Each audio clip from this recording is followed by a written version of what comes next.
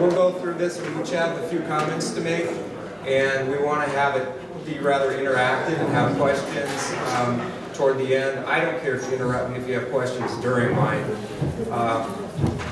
but I want to get started. I didn't use the word experiment for what happened at Drake. That was suggested to me. I think it was Saranda, actually, but I kind of like it.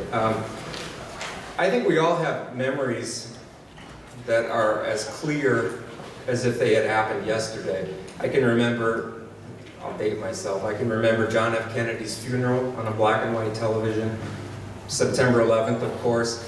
And I literally remember where I was standing when someone told me about the Chronicle article about what had happened at Drake.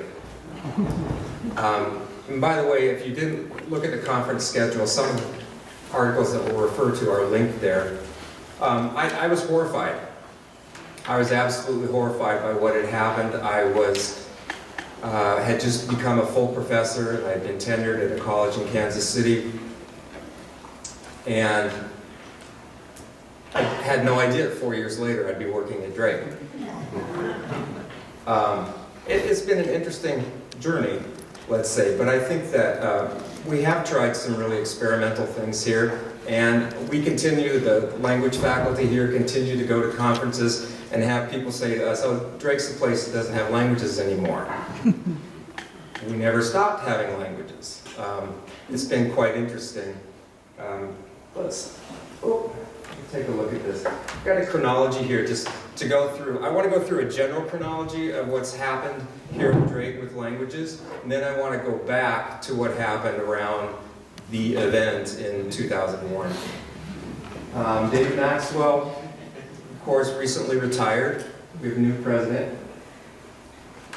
This was the Review and Priorities Advisory Committee, was the organization that did a program review at Drake and categorized all of the academic programs into one of 4 categories. And I'll talk a little bit more about that in a minute. After the recommendation by the RPAC, the Modern Language Department was disbanded and 8 tenured faculty members lost their positions. And that was really, well, that was part of the outrage, the uproar, understandably, I think. But also what followed was somewhat revolutionary.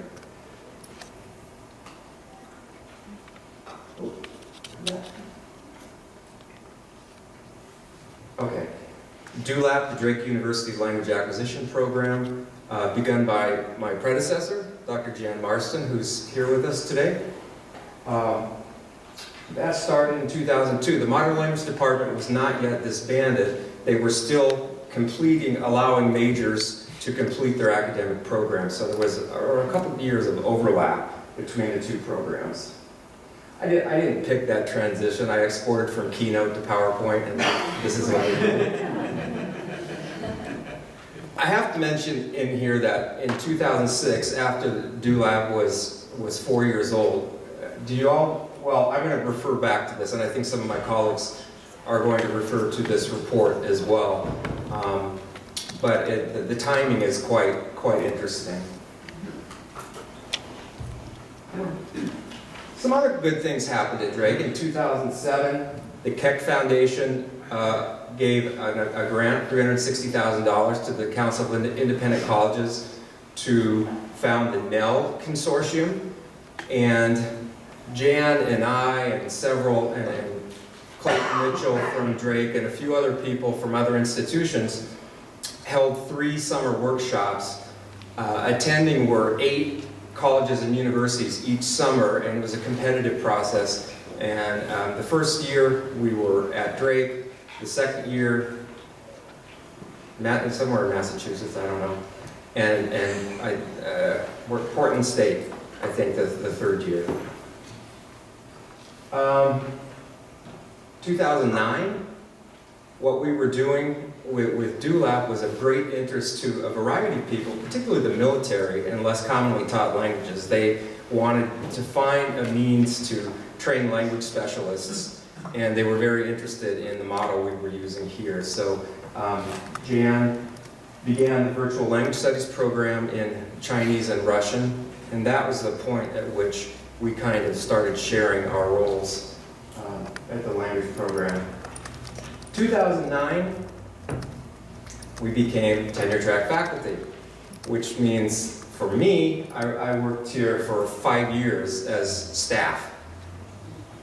We were all staff, and the biggest reason for that was because of the AAC and U guidelines on recreating a program. We couldn't recreate anything that resembled the former modern language department, or the potential lawsuit, of course. They'd have to hire those people back.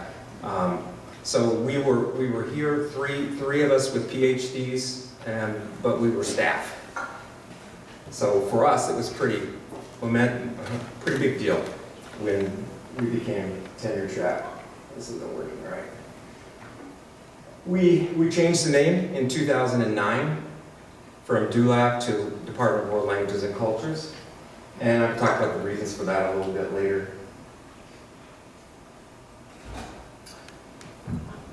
Last year, we had a minor in Spanish, which might not seem like a big deal to you, but there had not been any majors or minors in languages at Drake since those few students finished out in 2002 and 2003.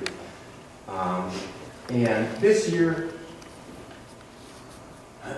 well, it happened last year, but it went on the books this year. We added minor majors. I get ahead of myself. Added minors in those other languages. And we're now anticipating a major in Spanish in a couple of years. And again, these seem like such minor things. In any other institutional context, I think it wouldn't seem like a big deal, but it's taken us 15 years to get back to, well, we're not exactly back in the same place, but to offer the same curricular offerings that we did. Okay, I'm gonna go back. The guidelines of that review process charged each school and college here to review all of their programs, and there was a mandate to put them in these categories. They could put them in an enhanced category, but they couldn't put more than 20% of the programs in there. That means they get more money, right? Maintain, keep as is, keep but redesign, and potentially phase out programs. And 20% of all the programs in each college and school had to be put in that category. The schools and colleges didn't have any choice. Those guidelines were based on those factors there. I don't know exactly how they defined each of those. I wasn't at Drake, of course, then. Though I've read several of the reports, and I have looked at David Maxwell's archives and found quite a lot of things that I didn't know. Some of the, I'm going to talk about what I think Inside Higher Ed and Chronicle either got wrong or didn't report. And one of the things that was left out was the Modern Language Department wasn't targeted solely. Other programs were eliminated at the same time. And this wasn't the first time that this had happened at Drake. It's true, Drake was in a bad financial situation, but no one whom I talked to who was there at the time talked about it as saving money, because no money was cut. Money was reallocated to other areas. You might say that's the same as a cut, but I don't think the primary motivation was to save money, because there was no money saved, and certainly DULAP was not an inexpensive program. I want to talk a little bit about what DULAP actually looked like. And you can read that. This is what was revolutionary. Students were meeting in groups of 4 or fewer. There was an outside examiner, professor, who either came to Drake or administered exams virtually. There was based on a midterm and a final. That outside examiner also wrote a very, very detailed syllabus in many of the cases. All the students did an electronic portfolio. We still have a lot of those. We had culture blogs for each language. Students had to participate in that as well. A few more things here. The thing that was upsetting to a lot of people was that these were not classes that had a professor in the front of the room. The professors had backgrounds for the most part in second language acquisition, and they designed the syllabi. They trained native speakers who were in the classroom with the students 3 times a week. And the faculty, well, the staff, right, at the time, met with the students 3 or 4 times at conferences throughout the semester to assess progress, to look at their portfolio progress, and so on. We were very uniform in a lot of the things that we did. We evaluated reading, writing, speaking, listening, culture, the portfolios, the blogs, using a shared rubric that we had developed together. We had strategies courses. Initially, those were 3. The first year I came to Drake in 2005, there were 3 strategies courses. They were courses that helped students be deliberate and reflective about their language learning. And we got very specific. Here are some ideas for becoming better readers, writers, etc. Eventually, we changed that to 2, and the first one was more linguistically focused, and the second was more culturally focused. And then eventually, we went down to 1 strategies course. We don't have the strategies courses anymore, but I think that they were very useful in a lot of ways. So, I'm gonna let you read. If you go to the Chronicle articles or Inside Higher Ed, I think the most interesting thing to read are the comments, actually. This is actually from the Chronicle article itself. I'll just give you a second to read through those, because I think they're kind of representative of, we had a lot of support, but most people were critical, though we did have some supporters.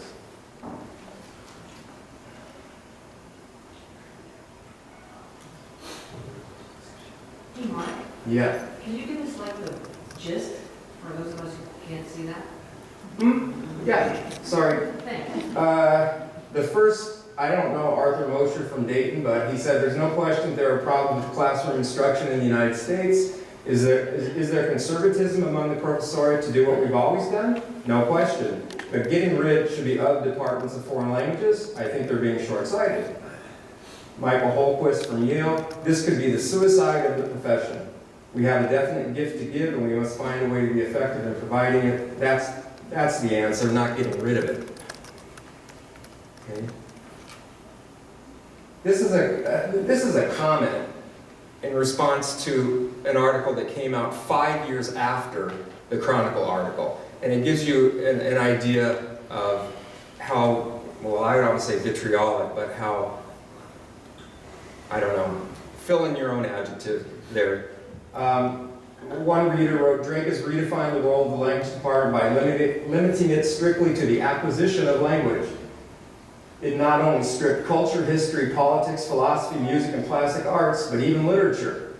Doesn't that sound a lot like the integration? Isn't that what we're doing in CLAC, integrating a lot of those areas with language? And that's what he's getting at here. No, I'm not upset at Drake's devaluation of this discipline. To the contrary, why stop at languages?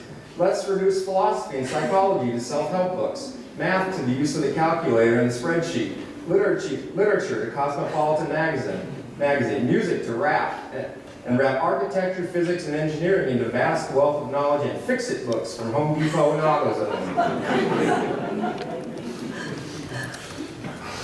And that's the same year that the Modern Language Association came out with its report. And let's see. I'm not going to talk about that right now. I'm going to pass this off and come back to that. But I do just want to note, in anticipation, that what we were doing through DULAB was not directly referenced in the Modern Language Association report, but they called for a lot of the things that DULAB was already doing. Okay? At this point, I want to turn it over to Steve Straight and let him make some comments about the reactions and his thoughts on what happened at Drake. Let's see.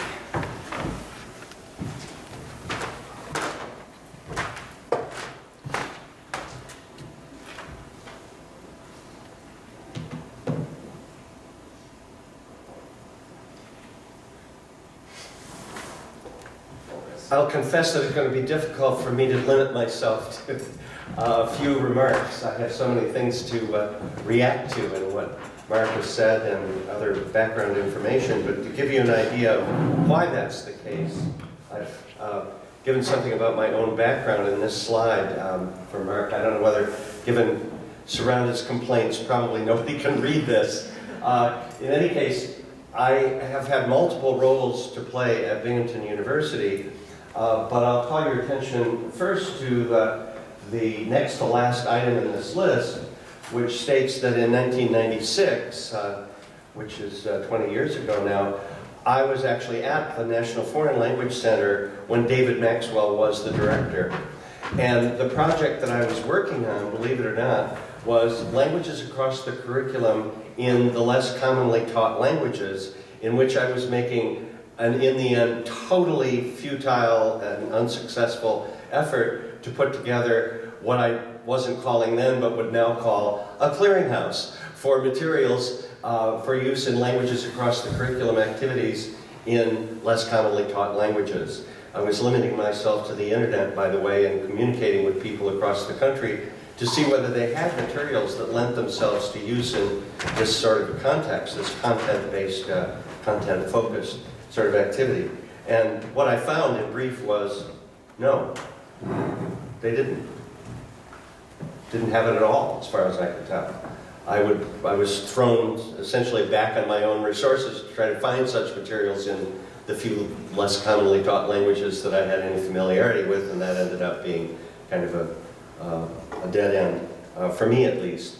So here I am, 20 years later, talking about the development of what we see here today, a growing group of faculty and CLAC practitioners from across the country who are now, I think with Carla's help, enthusiastically embracing a project that I, in my feeble and unsuccessful way, envisioned 20 years ago at the NFLC. Notice the significance, though, of where I was and who I was working with. It was David Maxwell and his crew who had approved my request to come there on sabbatical for a semester to work on this project. And they were quite interested in what I was doing, and they were quite disappointed at the end of my time there when I gave my report to tell them that I essentially had found nothing. I had a list of email addresses of people across the country who worked in a large number, probably 50 or 60, less commonly taught languages, but none of them had materials that lent themselves to the sorts of uses I had in mind. And by the way, at that point, the Languages Across the Curriculum effort at Binghamton had been in operation for 5 years. It's now in its 26th year of existence at Binghamton as a Languages Across the Curriculum effort. And notice that I've been using the phrase languages across the curriculum rather than cultures and languages across the curriculum, because believe it or not, it took me quite a while, and maybe even some time after I became Vice Provost for International Affairs at Binghamton, to realize that the LXC program that I had kind of directed, at least in its earliest years, and was director for 8 years, was actually an important contribution to the cause of international education on my own campus, and that contribution lay very importantly in the area of cultural knowledge, awareness, facility, engagement with cultures around the world. Sorry about that. And here I was as Vice Provost, kind of rediscovering the potential importance, at least, of things I've been engaged in for quite a number of years at that point. It was, in fact, the successor director of the LXC program, Diana Davies, who originated the term cultures and languages across the curriculum, and Soraya Gonzalez, and you've heard from her already, has carried on that tradition and is now the chair of this group. So it's been quite interesting to me and gratifying in many ways to see these developments come into being. So what was going on there? I had consulted with David Maxwell about what I was doing, But it hit me just as hard as it did Marc in his report, though not as personally, because I'm not myself a language teacher. Well, I taught Yucatec Maya to a handful of graduate students who were going to field work in Yucatan, but outside of that, I really am not a language teacher. And I did not see the LXC program as primarily a contribution to the teaching of languages per se, but rather, as I've emphasized over and over again, and as this group is familiar with, meaningful use of the language skills that students come to us with or develop in college, and help them to see the value of that skill and that knowledge to everything that they do in their college studies and after college.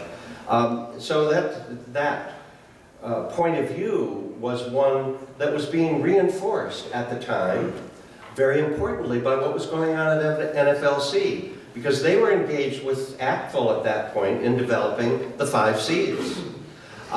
So yes, communication is numero uno of the 5, but then close behind is cultures, right?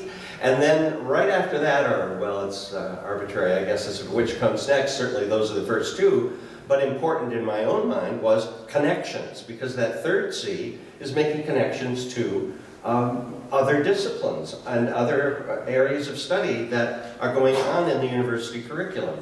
And then we have comparisons and I'm sorry, blocking communities as the other 2. And it's really only been late in the game, thanks to the development of Skype and other kinds of technologies over the last 10 years, that our connections to communities around the world have begun to play an important role in what we do in CLAC.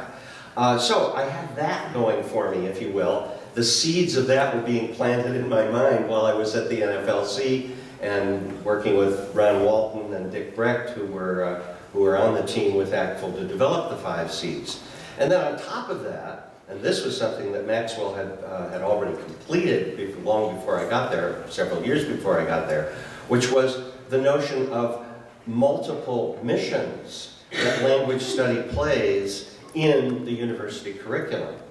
And it's here that we see a really interesting connection to what ended up happening at Drake. And I hope that Marc has made it clear that Maxwell, by no account I've ever heard, initiated the effort to get rid of the language department at Drake. There's no hint of that.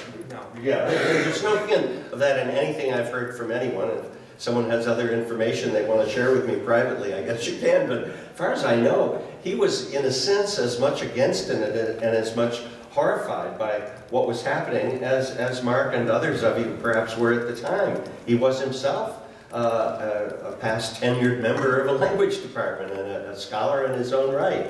But what he had found previously in his work at NFLC was that language departments, this is something he knew very well in a first-person way, language departments had emphasized, almost to the exclusion of the other 3 missions that NFLC had identified for languages in university studies, only one, namely the replenishment of the professoriate, or the teaching community at the K through 12 level, in languages. So their curriculum and their value structure, understandably, by the way, I'm not saying this was categorically wrong, but it was the case that they were really emphasizing that mission over the other 3 that NFLC had identified.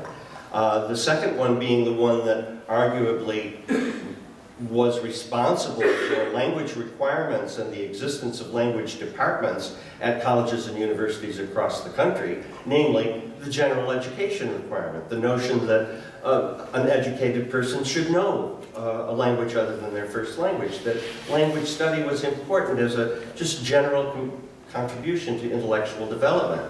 And he found that very many of the language departments with which he was familiar didn't really see that as an important component of what they were doing. And then you add to that their sometimes not only neglect of, but antipathy toward meeting the needs of heritage language learners. I had a a colleague when I was Associate Dean of Harvard College at Binghamton, who insisted that we should not allow the Chinese Mandarin or Cantonese speaking students that came to Harvard to take courses in Chinese. He said we shouldn't let them do that because they have an edge over all these other kids who don't know any Chinese. I said, those are our most promising prospects, to become the most skilled users of Chinese and bring all of these other connections to things Chinese to us in the original language, and we're saying, no, we're not going to serve your needs. And then you take the fourth one, which is the one that university administrators tout all the time, namely the applied mission. You're going to leave here with the functional knowledge of language other than English that you can use in business, you can use in the arts, you can use in sciences, that you'll be functionally bilingual in ways that will really help your career, whatever you do, even if you have nothing to do with language teaching. Well, as I began, that's not what the language departments thought they were after. That's not who they were primarily serving. And in many cases, you had to twist their arms like mad to get them to introduce even a course for nurses or educators or economists who were not going to be themselves languagers, language teachers. So I think I'll leave it at that. I just want you to see the ferment, in a sense, intellectually and academically, politically, that I was well aware of when I heard the news in 2001. It wasn't 9/11, but it was another major event in 2001. I'll leave it at that.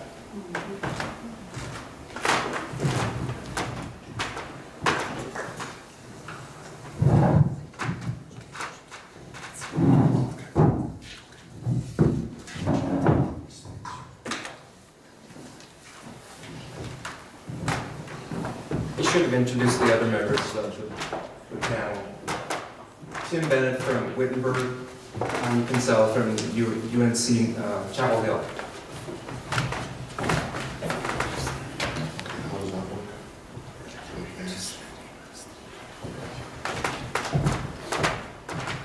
At that age where you don't always know the technology. All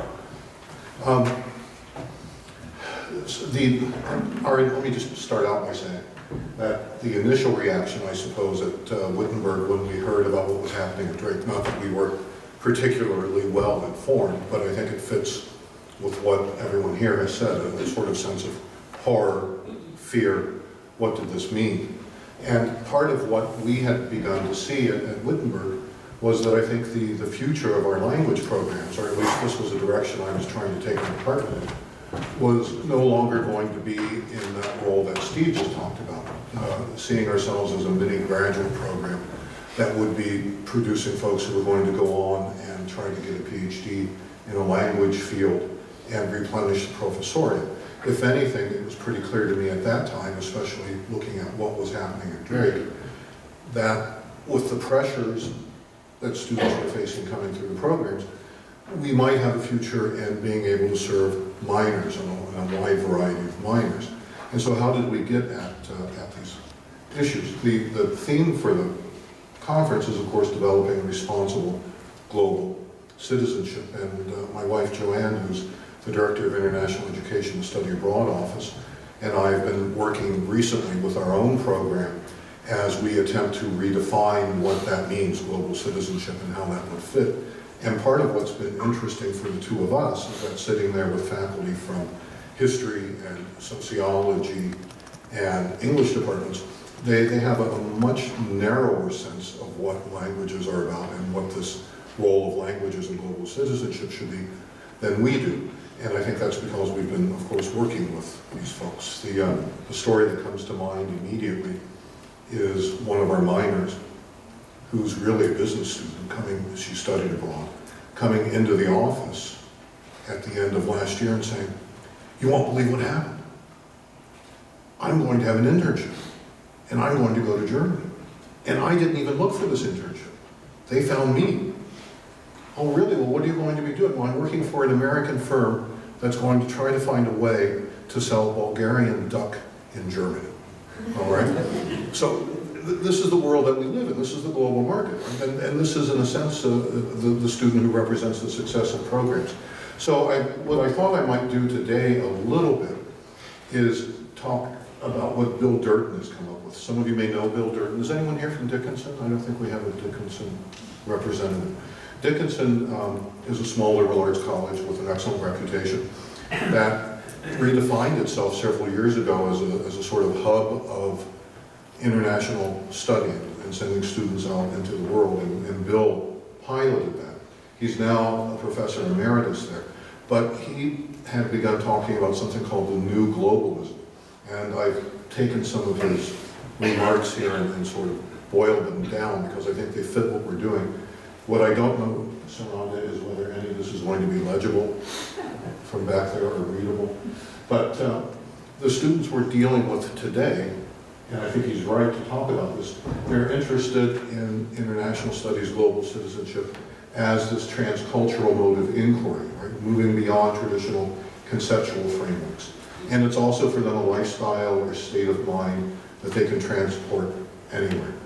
Well, what we've seen with that, let me see if I can get this to work now, is that really what students are concerned with is not what we would see as traditional language study. And I realize I'm preaching to the choir here, but at the same time, it's frustrating to hear sometimes that it's language departments that are most resistant to introducing these kinds of programs. But that students are concerned more with issues and challenges. We're facing a generation that really wants to be involved in learning how to solve problems. They're aware of a number of issues and problems that face them. And they can be brought together to look at a number of things. Sustainability. Whoop, I hit the wrong thing. Peace issues. I'm reading, I wouldn't read these normally, but I don't think you can see them. It's great? Okay, good.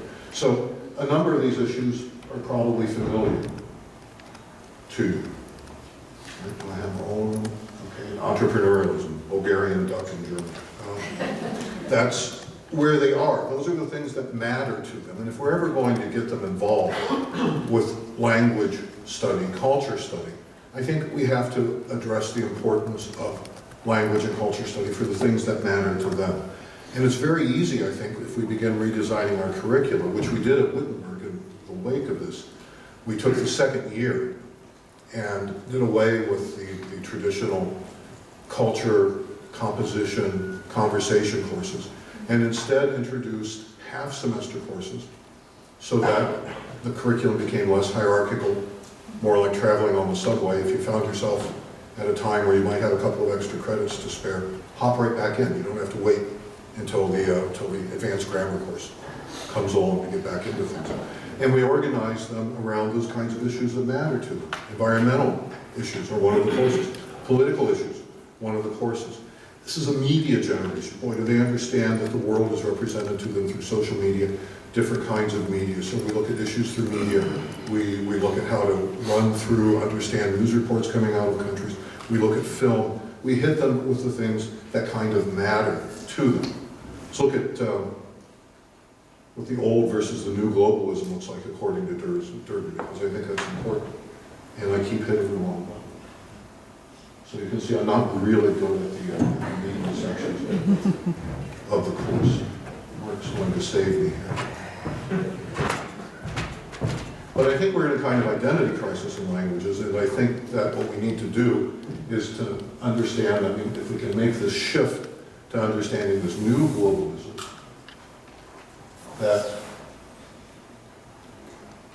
we can capture the interest of students and do what we want faculty to do in these roles, which is to help them reflect upon the use of language, how language and culture interact or imbricated. All right, so we have, are you taking over from me? That's good. Do you want me to? Yes, please do. We get the whole list up there and we need another shift. Good. All right, so instead of doing the kinds of things that we've done, I mean, we'd love to favor immersion. We'd love to do that, but we know that students aren't going for immersion anymore. We will lose them, leave them behind, right? We need to emphasize commonality and cultural contact, understand that they're globe-trotting, that language study is peripheral but valuable. That means that what we need to do is to show them how language study can be a valuable way of supporting what they understand to be their lifestyle.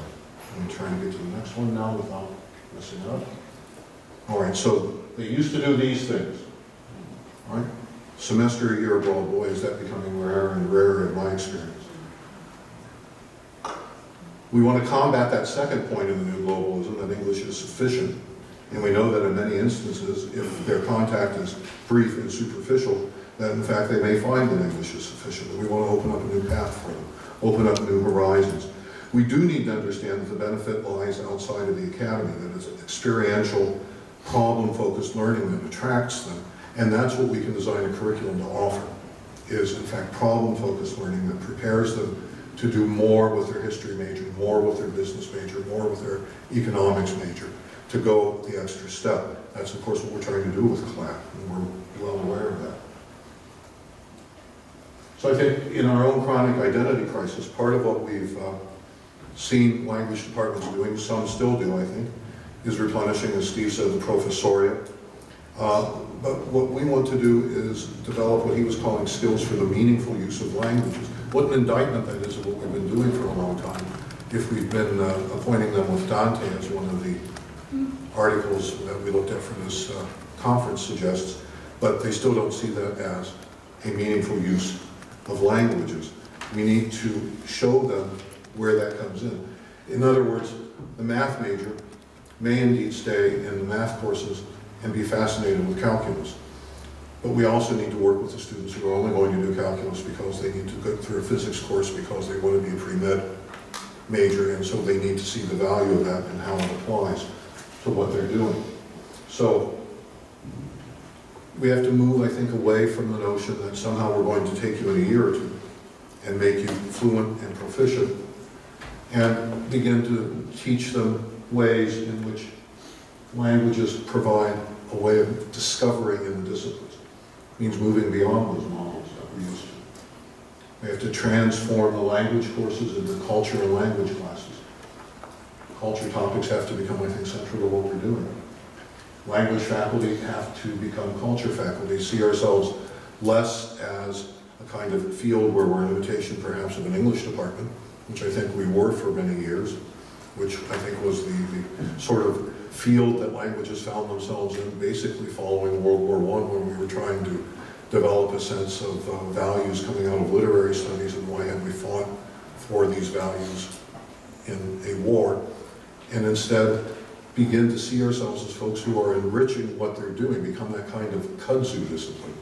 We have to be less a discipline, more of a field. We have to be willing to get out there, cooperate, model interdisciplinarity and transdisciplinarity through what we do. We always worry about their skills. What we've discovered at Wittenberg is their skills improve. You don't need to be focusing so much on skill improvement if they're trying to understand how to use their language skills to improve their chances for marketing Bulgarian duck from an American firm in Germany. They're going to want their skills to improve, and they're going to work at improving their skills because they understand why they're doing what they're doing. Not only that, they begin to encounter deeper cultural models. They begin to wonder why it is there are certain references they're encountering in the materials they're looking at. You can get them more involved in the history and the study of the culture. So to bring this to a kind of close, I think the questions we need to be addressing as we look at responsible global citizenship are, how do we make language more important for every student on campus? Our future does not lie in our majors. Our majors will come to us, we will have them. But how do you make language study important for the political science student? How do you make language study important for the physics student? That's the challenge. I think we need to go out, I think we need to proselytize, and we need to sort of redefine how we see ourselves in the profession. So how do we model language as a tool of discovery? How do we encourage our colleagues to integrate language as they do writing, speaking, or math skills? CLAC seems to me to be the grand avenue for doing that, for making sure that everybody is using languages in whatever it is they're doing at the institution, so that it's not all about coming to the department, it's about the sort of things that are done in a language department, really infusing things that are happening in other departments across campus.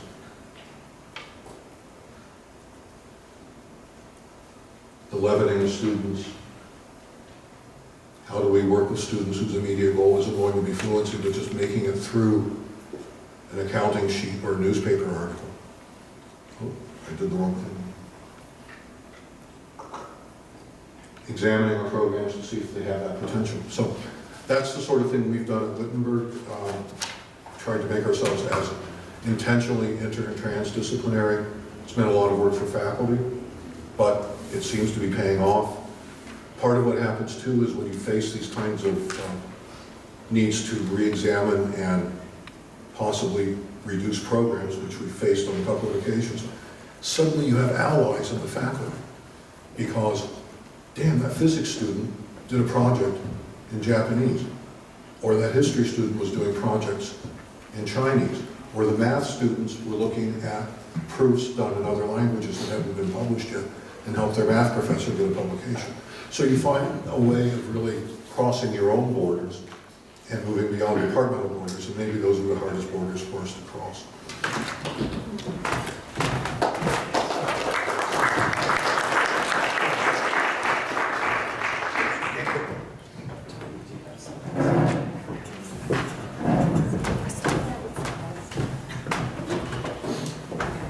I started out with slides in the paper and then I ditched them. So I'm Tanya Kinsella. I formerly oversaw the Language Across the Curriculum program at UNC Chapel Hill from 2005 to 2013. Robert Anderson now oversees the program and he's here. So if you have questions about where the program stands now, he's a great resource. I'm having trouble hearing. Oh, is that better? Okay. So I started off trying to look at the impact of the Drake experiment on UNC Chapel Hill. And what I found, I think, is that the Drake experiment, in short, had less of an impact directly on UNC Chapel Hill than cuts in Title VI funding. The LAC program at UNC is very dependent upon Title VI funding. How many people here are institutions that receive Title VI funding? Either from centers or from grants? Okay. But I started to explore whether or not the reaction to the Drake experiment and cuts in Title VI have some commonalities.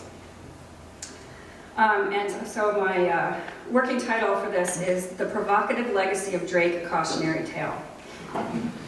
So the Drake experiment and David Maxwell's comments to the article in the Chronicle of Education triggered a vehement, defensive, and to a certain extent well-founded response from faculty. And although I believe Maxwell may not have intended, the Drake experiment invoked elements of a long-standing attack on academia that pervades American culture and politics and has amplified since 9/11. A climate of unreason and anti-intellectualism that has culminated in Donald Trump's GOP nomination as a presidential candidate. And as evidence, I looked at Title VI. There were, well, okay, I'll go back to a key moment, and this goes back to 9/11, which I think initially resulted in an increased funding to foreign language study, but specifically tied to defense and national security needs, but then ended in a backlash and criticism toward Title VI and international education funding. One of the key moments was Martin Kramer's 2001 book, Ivory Towers on Sand, The Failure of Middle Eastern Studies, which blames Middle Eastern scholars for the failure to predict Islamic extremism, and essentially blaming it on scholars, on Middle East experts, blaming 9/11 on them. Then there was a congressional subcommittee in June of 2003 on international programs in higher education and questions of bias. Stanley Kurtz, who's the conservative commentator, testified, and within his testimony, he attacked the Title VI centers as liberally biased, as participating in a boycott against national security funding. And then he presented solutions, 3 solutions. One, he posited the existence of the creation of a supervisory board of government, business officials, and non-academics to oversee Title VI funding. 2, He wanted Congress to pass an amendment to remove funding from centers and universities that engage in a boycott of national security funding. And 3, to reduce Title VI funding and reallocate that money to defense funds. Now, since this debate, we have seen innumerable cuts to foreign languages at both at the primary, secondary, and post-secondary level. We've also seen increased discussions of the cutting or reducing, or some would say dumbing down, of foreign language requirements at various institutions. So I want to turn back to what happened at Drake in the context of this larger debate about international education funding. Faculty that were already on the defensive because of the atmosphere of anti-intellectualism saw the firing of faculty as a rejection of the experts. And interestingly, Maxwell, in a co-authored article with Nina Garrett from 2002, which was shortly after what happened at Drake, referred to the ivory tower as a self-perpetuating system, being that post-secondary education is tasked with the duties of training K-12 teachers and then are responsible for replenishing, this actually taking the replenishing of the professoriate from a negative standpoint, results in the warehousing of expertise at higher education institutions. So in this way, the Drake experiment and Maxwell's comments to it are actually invoke certain elements of this larger debate going on. And I wanted to sort of put out there for discussion to what degree the CLAC movement needs to exercise critical self-reflection to make sure that we emphasize that our innovation does not equate to a rejection or an alienation of the conventional or traditional or of the academy. By drawing on pop culture, social media, digital sources is not a rejection of the classics. And that we need to maintain transparency and inclusivity in conversation, encompassing even opposing viewpoints. Because it was interesting also to look at some of Stanley Kurtz's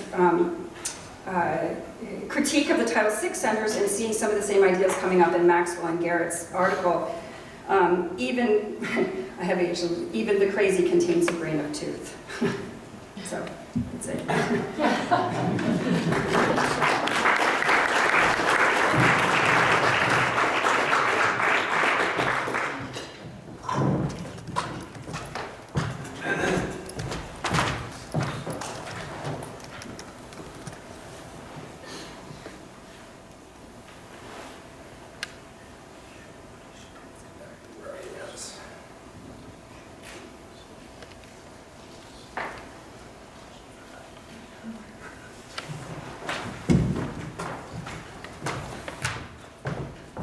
I'm going to try to be quick in what I have remaining so we can have some conversation, answer some questions. I'm sure we're all anxious to hear your thoughts about this.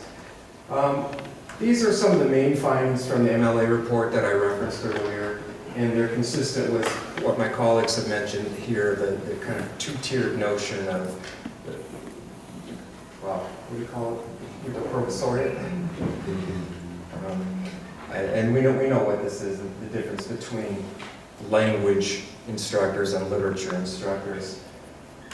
They call for curricular reform in those areas, and I found this particularly interesting. The presence of linguists and second language acquisition specialists on language department faculties is also an essential part of this vision. Linguists enrich the foreign language major through their ability to offer courses in second language acquisition, applied linguistics, dialectology, sociolinguistics, history of the language, and discourse analysis, among other things. Let's see if I have better luck with this. I'll read this. I'm sure you can't see it in the back. I'm sorry, it's so long. I didn't anticipate that. This transformation of curriculum and departmental governance is by far the most important recommendation made by the Ad Hoc Committee on Foreign Languages. In many colleges and universities, language departments have been experimenting with change for some time, and their experience can benefit us all. Unless this kind of change, this kind and degree of change happens over the next 10 years, college and university departments of foreign languages will not be in a position to provide leadership in advanced language education. Lack of change will most likely carry serious consequences for both higher education and language learning. Language learning might migrate to training facilities where instrumental learning will eclipse the deep intellectual and cultural learning that takes place on college campuses. So, to my way, the way that I read that, that's in support of a lot of the things that DULAP was trying to do. All right, this is my favorite part. I tried very, very hard to stay out of this online argument that happened in all these comments. And I was successful for the first few years that I was at Drake. But what I saw, especially in the Inside Higher Ed comments, was that they were having an argument, and the debate needed to happen, but it wasn't based on facts. And that's the main reason that I got involved, was to say, we need to have this conversation, but here's what you got wrong, here's what you're leaving out. So these are some of the things that I want to mention. I'm sure you can't read this. Drake's Faculty Senate voted 16 in favor of disbanding the Modern Language Department, 1 opposed and 2 abstentions. That's mentioned in one sentence toward the end of the Chronicle article. It's not mentioned in any of the other articles that are critical of DULAP and what Drake did. That's pretty strong evidence. That's not David Maxwell. That's the Faculty Senate. To me, that's crucial. Internal politics rendered the former department ineffective. I'm not sure how much I want to go into that, but each language was at war with the others. They were teaching with a 1970s approach. I think it doesn't often happen that, well, never mind, I'm not going to say that. There were lots of things going on. For example, one of the chairs prior to 2001 lied on his CV. And it became well known, not only at Drake, but among lots of language educators. I mean, the department was not in good shape by any means. The number of majors and minors was shrinking annually. There were 8 tenured faculty members for between 25 and 30 majors. And that number was decreasing. I've seen those over a 10-year period. This is in the report, the Modern Language Department had the worst student evaluations on campus consistently. And again, the Modern Language Department was not the only program cut. It seems in those articles the tone is that the modern languages were targeted because they're languages and they're easy to cut. They're the first to go, but they weren't the only ones. And as I mentioned before, this had been done previously during a financial crisis in 1994, and several programs were cut at that time as well. This to me is absolutely crucial to the whole argument here. DULAP was presented as coming out of thin air, something that was not well planned. In David Maxwell's archives, I found some handwritten notes of a meeting he had in 2001 with Nina Garrett. And I knew Nina. I was at the University of Illinois doing my doctorate, and she was there, and she actually tried to take me out of the German department to work on what she was doing with technology. And many of you know she went on to Yale to do a lot of important things. But in his handwritten notes, he very clearly references NASIL, which is the National Association of Self-Instructed Language Programs that Yale has used, Harvard has used, Arizona State, lots of places have used as a means to offer language instruction, but the demand didn't support hiring a full-time tenure-track professor. So it's very much along the lines of what DULAP was doing, using these outside examiners to assess and create courses. And what Jan did, the only thing that Jan did, well, a few things differently than NASILP, but NASILP was intended for the less commonly taught languages. And Jan took the model and applied it to all the languages that we offered at Drake. But again, it did not come out of a vacuum. There's no reference in any of that to NASIP, and NASIP was established long before DULAP was. Chronicle. Russian professor turned president eliminates all jobs in French, German, and Spanish. Never happened. Never happened. Tenure track people lost their jobs, but they were replaced by people in these languages. And in the articles, they talk about something that David Maxwell talked about in the early stages of planning. He did say Drake would not offer beginning and intermediate language instruction. Students were getting that in high school, and they could go abroad to gain those skills. And he used the analogy of when he went to Russia, St. Petersburg, I believe, and he couldn't understand the first word that was said to him, and he felt immersion was the best way to go. It also says in the reporting that OPI exit exams were given to all the students. That's simply, we did have final oral exams, but none of us at the early stages were trained to offer OPI exams. Many people think that there was a break in language instruction at Drake. I even interviewed my dean, and he said there were 2 years that Drake didn't have any language instruction. It's not right. It's not true at all. As I mentioned, there was some overlap between the two programs. In the note that I read from David Maxwell about his meeting with Nina Garrett, the emphasis was clearly linguistic. He's got a bulleted list: reading, writing, listening, speaking, and discrete grammar items. Culture's not mentioned. So this early criticism that we were only to be focused on linguistic competency was not correct, and especially not correct by the time that we joined CLAC in 2006. Culture has always been a central feature of what DULAP did, and we chose the name Department of World Languages and Cultures very deliberately because, well, for obvious reasons. When the article in Inside Higher Ed came out in 2007, we already had data, had they asked us, that we had our students take the STAMP exam, standards-based assessment. I can't remember what it is. It's an exam for measures language proficiency. We had our students take it at the end of the semester for 4 consecutive semesters, and then we compared those scores in reading and speaking to the national norms that existed for a variety of institutions, most offering traditional instruction. And if I remember correctly, it's an unpublished paper, I wanted to publish it. There were 14 different areas involved, and in 10 of those, our students outperformed in both reading and speaking more traditional students, and they were equal in those other areas.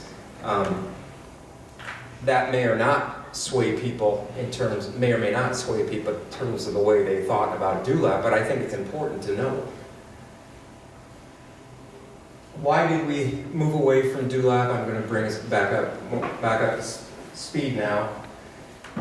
The DULAP approach worked really, really well for self-motivated learners, students who were really serious about language, students who didn't have to be reminded, remember this homework assignment's due tomorrow, remember this one's due next week. That was not the structure, and that simply didn't work for most of our students. We have really good students at Drake, but most of them don't take ownership of their language learning experience the way that we really wanted them to. Come back. The native speakers that we had who were trained, they were unpredictable. You could train them for a long time and they might decide that they wanted to take their students to a bar to have class. That happened. Or they just wouldn't show up. Other times they were really, really good, but they were also students for the most part. They were students and they weren't there for very long. They usually worked with us for a year or two, and then they were gone. The politics were incredible. 6 or 7 years ago, I went to a local high school in Des Moines, and was talking with the language faculty there, and I mentioned that I was from Drake and that I was working with the language department, and this high school teacher said, Drake doesn't offer languages. I assured her, Drake offers languages, and she finally, at the end of the conversation, she said, well, maybe they do, but it must be illegal. So this is the kind of lack of knowledge that we worked with in the early years of DULAP. I haven't heard anything quite that extreme since, but we continue to work with that. And frankly, on campus, for reasons you can well understand, DULAP was despised by a number of faculty members. I wasn't there initially, but even when I came in 2005, we were viewed as the cause for those 8 people and the adjuncts losing their positions, when in fact we weren't here. The politics were very strong, and it's taken a long time to mend some fences or fix some bridges or whatever the saying is. The students, Drake's not cheap, and students wanted professors in the classroom. They felt like they paid too much to be working with other students, and parents as well. We, for a long time, tried to not allow DULAP to become overly dominated by Spanish. And Steve, what's your acronym? Lots. Lots. Languages other than Spanish. Right. And what we've done since is really take a closer look at what our students have coming out of high school. And they study Spanish. That's just what they want. That's what they want. We're kind of down on enrollment now. We know that building up our Spanish program will help Drake's enrollment overall. So we've moved in that direction. Let's see.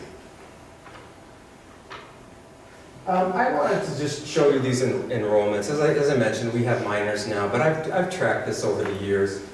If we go back, fall 2006, I don't have the numbers for 2005, my first year here, but Drake has this semester, about 3,400 undergraduates.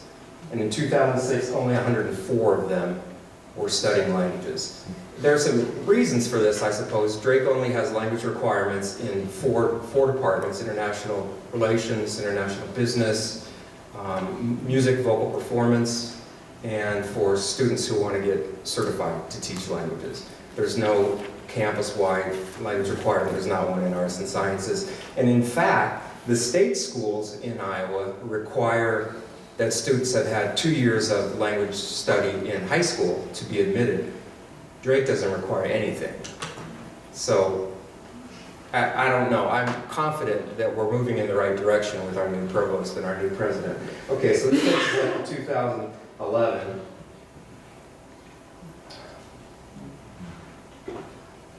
And you can see fall 2015 was the first semester that we offered the Spanish minor.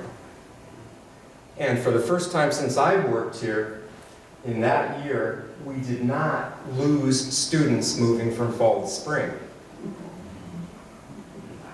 I think we made these changes out of a pragmatic,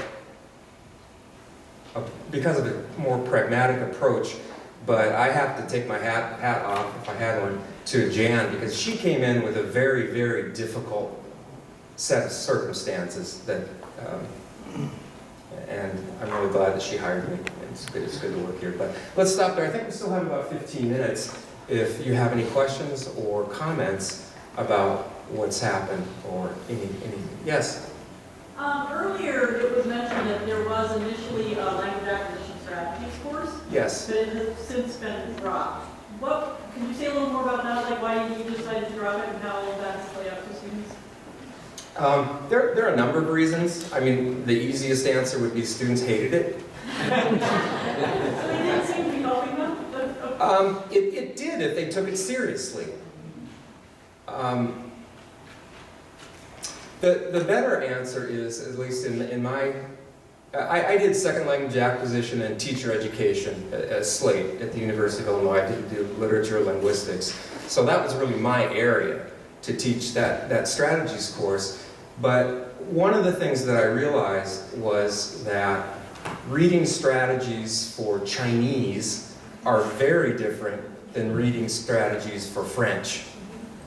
And we didn't have the capability, it was a 1 credit hour course, we weren't able to go into that kind of detail. So what we did instead was to turn it over to the language professors and ask them to incorporate those kinds of strategies into their courses. So students are still being exposed to the Yes, strategies? yes. Okay. Yeah, we just moved it to a different context. Yes? I'd like to ask a question. It's also sort of general clarification about Drake's programs. What's the role of the native speaker? I'm from Central College in Pella, and so we've been in the rumor winds around Drake and have heard various things. So two questions. What is the role of the native speaker in your program? Currently? Currently? Currently, and what's the role of contingent and adjunct? Let me answer the second question first. We have 3 tenured faculty and 1 tenure track faculty, and about 10 or 11 adjuncts, some of whom are here. That's not ideal. Our provost, one of her major charges is to reduce the number of adjuncts on Drake's campus in general. But again, right now we're having a kind of a couple-year budgetary issue that I don't think we're going to be able to address. But it's complicated too, because adjuncts are only allowed to teach 2 courses here. And frankly, if they taught 3 courses, they'd have to be paid benefits. And that's why they won't do that. The other question, again, we went from the structure of having the native speakers in the classroom with students Monday, Wednesday, Friday, and students met with the professors outside of class, but not in class. Then we tried the professor in the class 1 day a week and 2 with the native speakers. Then professor 2 days in class, 1 day with the native speakers. Now, native speakers don't teach. They don't appear Monday, Wednesday, or Friday. And it's optional as to whether or not individual professors want to have some sort of outside conversation hours, tutoring, other activities, and almost all of them make use of those native speakers. But again, I have chosen, we have chosen to leave it more to the discretion of the individual professor. Some would rather say it doesn't make a lot of sense sometimes to teach a literature course and have a native speaker involved who doesn't really know, who's studying business. And we had kind of approached it that way before, but we've moved away from that. Yes? I'm always puzzled by the arguments for and against language requirements at our various institutions. And I'm especially puzzled between the 2 sides by not having a language requirement. So why is it at Drake, what are the arguments at Drake currently to not have a language requirement? I don't know. Every time I bring up a language requirement, I say, I'm told you got a snowball's chance of getting that passed, even just in arts and sciences. I will say that we are looking at general education now and revising the general education requirements, and I'm going to make sure that that issue comes up, because I've said loudly, especially since I got tenure, that I don't know how you can have a mission statement that says responsible global citizenship, but does so little with languages. And we have a new head of Drake International, study abroad, faculty-led program. We have a new person there from, used to be at Central in Pella, Anik Keel. And we have a new president, we have a new provost. We have lots of new people in administrative positions right now. And we've had a lot of growth in languages, and we have good relationships with other departments. I'm going to talk about this more tomorrow with some of my colleagues who have implemented aspects of CLAC in their courses.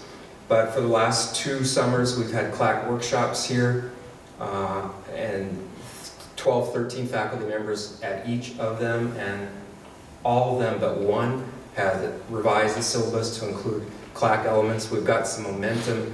I've requested a $50,000 grant, largely to create some sort of center for CLACs and to have some funds to bring those faculty together to keep the momentum going. And I plan to have another workshop next summer. So things are going in the right direction, but there's a lot of resistance. I don't fully understand it. I've been here 12 years. I don't fully understand it. Yeah,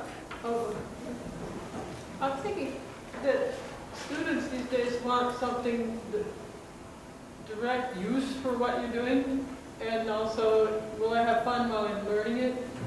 And also, can it be, anyway, those, do I have to, is it going to be a canned textbook, or can I be creative and add my creativity to it? And I find that classroom teaching has to use a high-tech textbook. It's canned. There's no access to all this really cool stuff online. And it doesn't promise anything other than maybe if you're really good at languages, you'll be able to converse. Okay, so, but when you go online, you do your own thing, you learn a lot of stuff instantly about a lot of places in the world. It's passive, anonymous, there's no chatting with people, there's no oral proficiency gains, but there's a huge amount of gain to be knowledge, of having greater knowledge of the world and having it be the knowledge you want for that day. So students, there's a lot, I guess my point is there's a lot of competition out there online that is way more interesting than what's in a language classroom. Textbooks are expensive, and there is no promise of anything useful coming out of it, except for if you really work for a billion semesters and you give up time that you need for your profession to do it. And everyone takes speaking English. So students, it's hard to get recruits, good quality people to be majors and minors in languages because there's so much more competition these days. When I started out, I had to take the textbook. It's the 1970s. There was no other alternative. There was no alternative to the teacher. Now there's a ton of alternatives. Tim, do you want to respond? Yeah, well, and you're just talking about language requirements.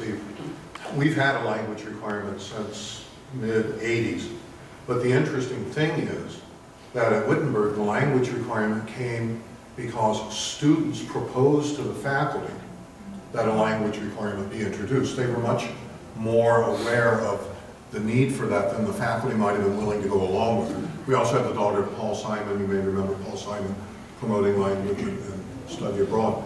But I think you're right, and I think if we make our arguments for language requirements based solely on the notion that we're going to get them to a level of proficiency, we're really missing a lot of what's going to happen. And I think that's part of what you're saying. It's going back to the notion of connections, community, and I think also in language study, the thing that I like to emphasize with our faculty when this comes up and we're talking about global citizenship is it's really in language study that you move into at least some sampling of the experiential nature of what it means to be involved with another culture, and you develop a certain kind of ethos of play, of creativity, of humility, because you're putting yourself in a position maybe for the first time of having to be willing to be wrong a lot and make mistakes a lot, and it's a situation where you can no longer constitute the rest of the world or the other culture or the other as your static object of study, but you really do have to now interact and become the other yourself. And I think those are valuable experiences that our students understand. But does the teacher mediate it? Does the textbook mediate it? Or there are lots of alternatives now? Well, I can answer that for Drake. I think there are three important things that we kept from DULAP. One, we privilege speaking. It doesn't mean we leave out listening, reading, and writing, but we don't want our students to take 2 years of language and say, I can't order off a menu. We don't want that. The second is the cultural emphasis. And the third is technology. And I can absolutely say none of our classes is textbook driven. We have instructors using a flipped classroom. We use a lot of technology. We use Skype to have students talk with students at our partner institutions in Monterey Tech or Santiago. So I think we're doing a lot of the things that Well, you're yeah, talking you guys about. are the best, by the way. You're doing what is addictive for students like it. But Yeah, without these kind of reforms, it's going to die. yeah. I agree. Yes? Yeah, I've been trying to figure out what we should learn from Drake's experience. Clearly, there were some really negative consequences, and I think the institution, when I hear the word Drake, or the term, the name, this is associated right away across the country. And what's happened, the speakers have made some really interesting comments about what I think all of us who are involved in teaching languages already know, that there are both changes coming, as you were suggesting here, but also that there are tremendous new possibilities, and we are busy trying to work this out. And I was thinking, what lesson do we draw from here? And I guess what I'm drawing from it, and I'd be curious to see what the speakers have to say about this, is that the real challenge here is less the particular pedagogical challenge, things are outlined by some people, because those are there, but most of us, I think, are increasingly familiar with those, and we're all trying to work those things in various ways. The challenge seems to be, and what Drake was facing in some respects, was they were trying to conduct pedagogical reform, always difficult, requires change of paradigms and so forth, and balancing budgets.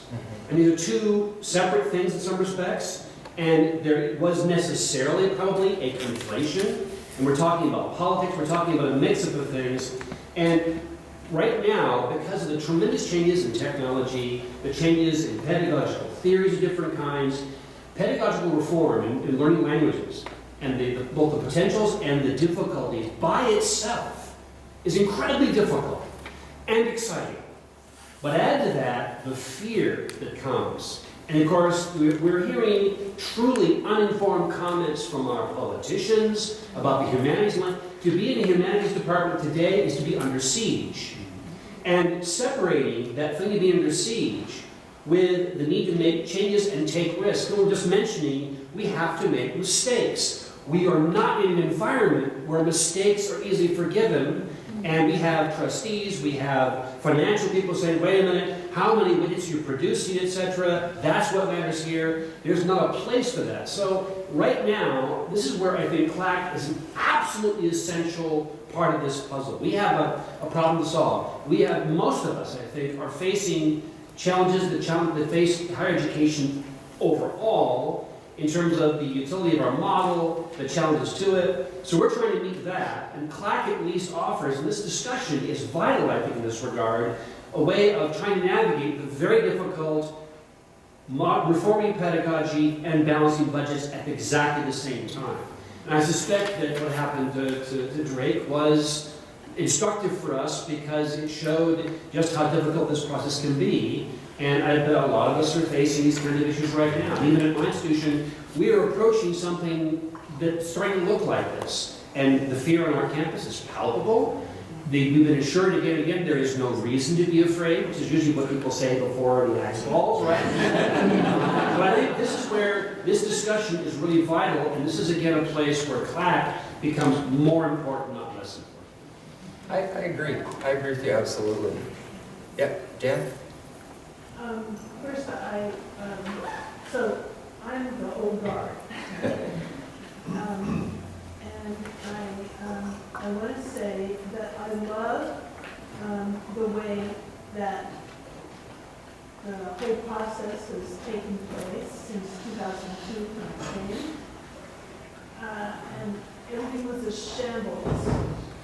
And so to address the question of what do we do now if that happens on our campus, the best that I can suggest is to rely on CLAC and to bring CLAC and its influence into your campus and get your colleagues involved from other disciplines. Because it's better to have together.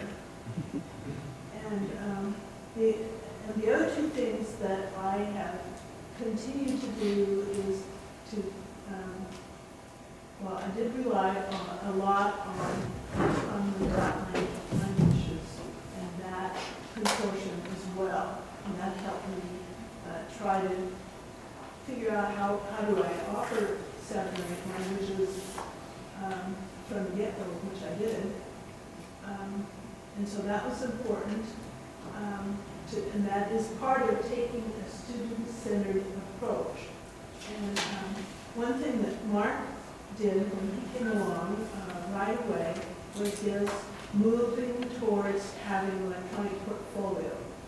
And he's published on this. That gives the students a sense of ownership and where they have some control over how they're going to demonstrate their competence. So those are part of the answers that I see at this remove. And I have to tell you that the very first person that I hired as a consulting professor in 2002 to deal with my Russian, people who wanted to study Russian, is still my colleague today. I teach a course called Global Citizen. It's taught in English. Most of my students are Russian, and many of them are Siberian. And so I'm still keeping that feeling alive, although I retired in 2011 when the federal grant for virtual language studies ended. So I'm really pleased as punch to see how my baby's grown up. I think that question of what we can learn from DULAP and what we've done since at Drake is probably worth another hour. And we're already over time, so if you need to get up and go, but maybe we can take 5 more minutes of this break.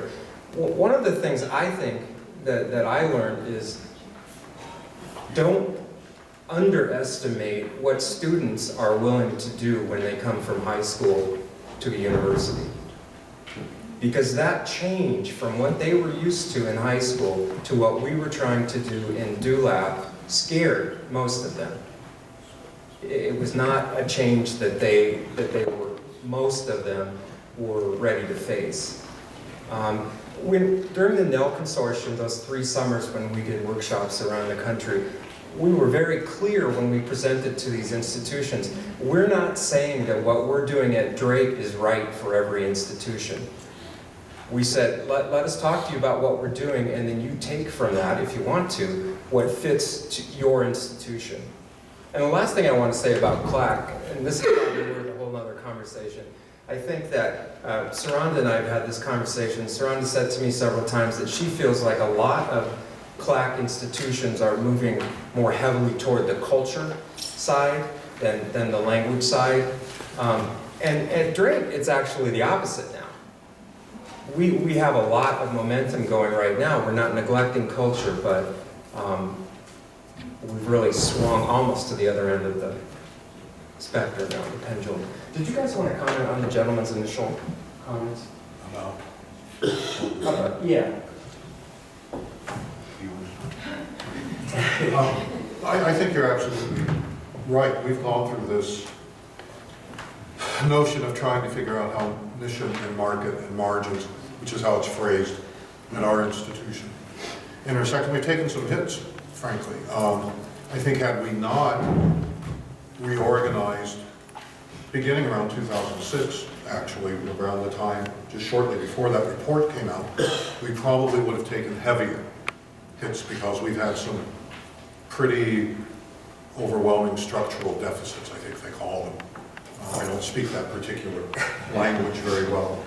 But I don't think they've been as heavy as they would have been. I think had we not been reorganizing, it would have been a real disaster for us. We've lost some faculty, but we've managed to maintain the 6 languages we teach at a school of about 1,900. So we're significantly smaller. And our greatest advocates have become the students, and I think it's because we focus on these themes, these topics. I think what you say about students taking charge of their learning comes through clearly with the CLAC. They feel a sense of accomplishment. And they have been very strong advocates for maintaining language programs. So I think it's incumbent on us when we're facing these kinds of budget pressures to be ready to reorganize. It seems like part of what happened at Drake was a kind of recalcitrance about reorganizing and rethinking things and addressing that new globalism. So I think we have to be strong advocates. I think we have to be kind of fearless and fight the battles when they come up. Does that respond? I want to add something to this with reference to the perhaps hackneyed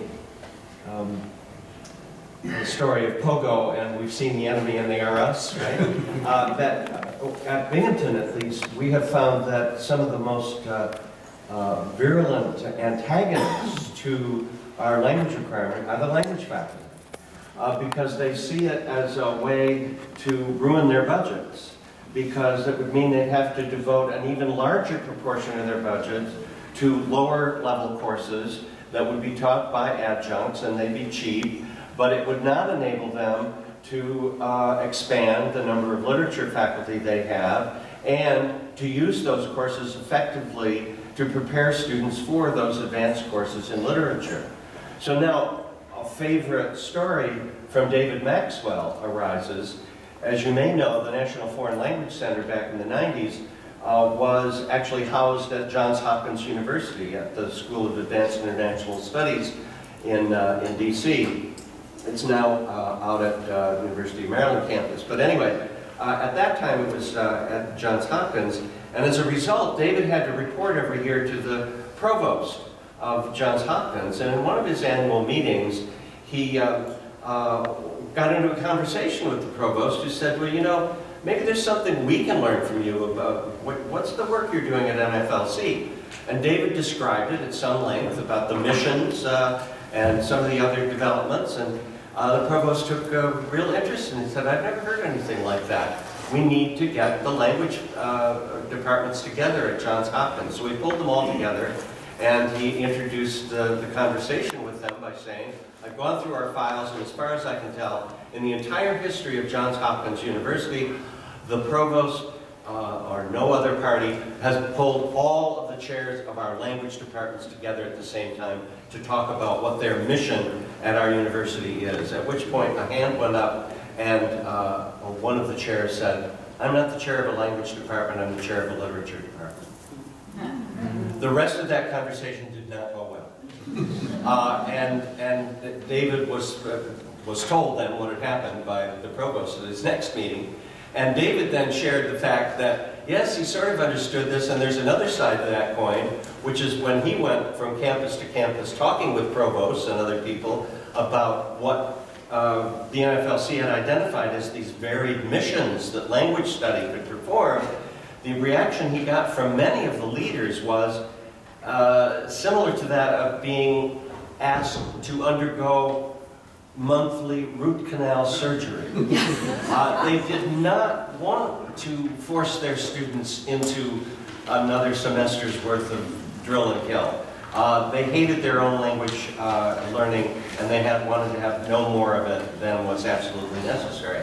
So we've got these various components that are working against what we would see as the basics for what we need in order to do our job, which is the one that can then, to answer the question, and I'm glad to hear we have the support from our Illinois College colleague here, that CLAC can actually serve as a way of getting beyond both of those lines of argument if we do it right. All right, we're 15 minutes behind schedule. We'll find opportunities to pick this up again. If you're interested, I'm sure we're all willing to talk. Jan's willing to talk to you. One, as we go to our initial presentation, some people have asked me again to repeat where Emeritus is. If you go out this opposite side of the library north, just look to your left, maybe a couple hundred yards, you'll see a black glass building. And it's on the second floor in Meredith. Thank you very much.